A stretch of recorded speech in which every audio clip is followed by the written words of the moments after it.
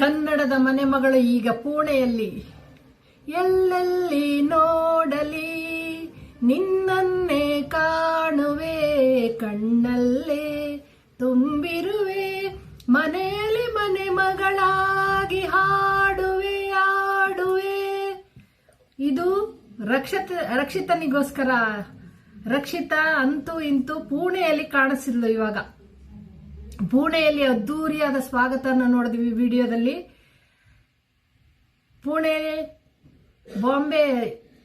ಪುಣೆಯಲ್ಲಿ ತೋರಿಸಿದ್ದಾರೆ ವಿಡಿಯೋನ, ಸ್ವಾಗತ ಮಾಡಿರೋದು.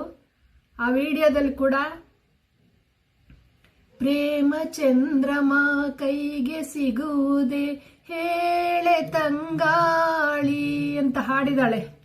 ಅಲ್ಲಿ ಹೋಗಿ ಕನ್ನಡ ಹಾಡು ಹಾಡಿದಾಳೆ ಅಂದ್ರೆ ಖುಷಿ ಆಗುತ್ತಲ್ವಾ.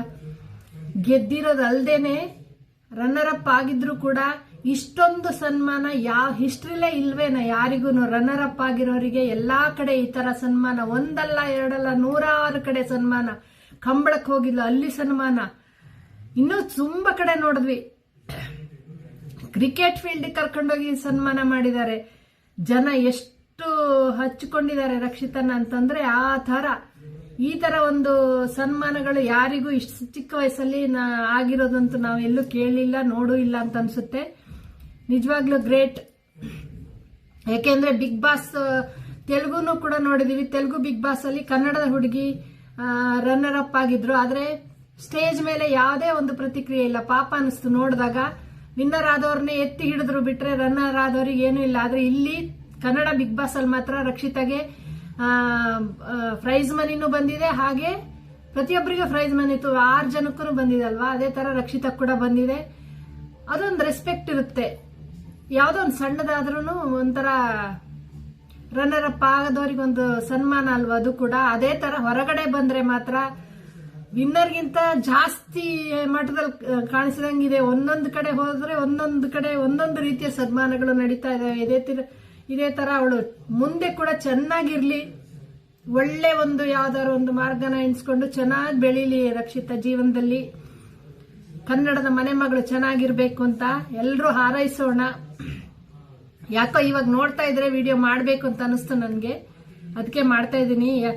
ಯಾಕೆಂದ್ರೆ ಇಷ್ಟು ದಿವಸ ಮುಗಿದು ಹೋಗಿ 2 ವಾರ ಆಗ್ತಾ ಬಂತು. ಇನ್ನೇನು ಎಲ್ಲಿ ನೋಡಿದ್ರು ಒಂದ್ ಕಡೆ ಅವ್ರ ಊರಲ್ಲಿ ಮೀನನ್ನ ಹಿಂಗಿಡ್ದು ಎತ್ತಿ ತೋರಿಸಿದ್ಲು ಹೋಗುವಾಗ.